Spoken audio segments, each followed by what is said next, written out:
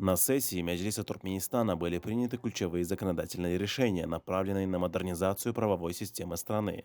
В частности, была принята новая редакция закона о суде, нацеленная на повышение прозрачности и эффективности судебного процесса. Также Туркменистан присоединился к протоколу 1988 года к Международной конвенции о грузовой марке 1966 года, что демонстрирует стремление страны к интеграции в международное правовое пространство. Кроме того, были приняты законодательные акты, вносящие изменения в законы, касающиеся юбилейных медалей, административных процедур, автомобильного транспорта и миграционной политики. Особое внимание на сессии было уделено заслушиванию информации уполномоченного представителя по правам человека, омбудсмена. Принятые законопроекты имеют стратегическое значение для дальнейшего развития Туркменистана и укрепления его правовой базы. Täze taslama bilen tanışan deputatlarymyz taslamany gaty makul gördüler hemde täze kanunyň taslamasyny bir agzdan gollap tasdikladylar. Birleşen Milletler Guramasynyň baş assambleyesi tarapyndan Türkmenistan döwletimiziň bitaraplygynyň 3-nji gezek iqrar edilmegi bu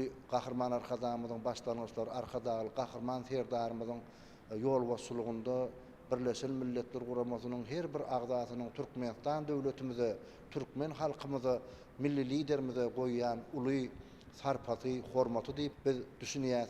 Şu pursatdan peýdalanyp menen bize şeýle esratly zamanany ajaýyp ýamy sowgat eden, peşkeş beren Türkmen halkynyň milli lider gahrman arkadamyzyň, hormatly prezidentimiz, arkadaly gahrman serdarymyzyň janlarynyň sag bolmagyny, ömürleriniň uzak bolmagyny, belent başlarynyň aman bolmagyny, tutumly işleriniň bolsa hemise rowaşlyklary wetlenmegini tüýtürekden arzu edýän Türkmenistan konstitusiýasyna, şonuň bilen birlikde degişli kanunlaryna aşykda ýurdumyzyň kadiýet ulgamynyň işi alınıp barylýar.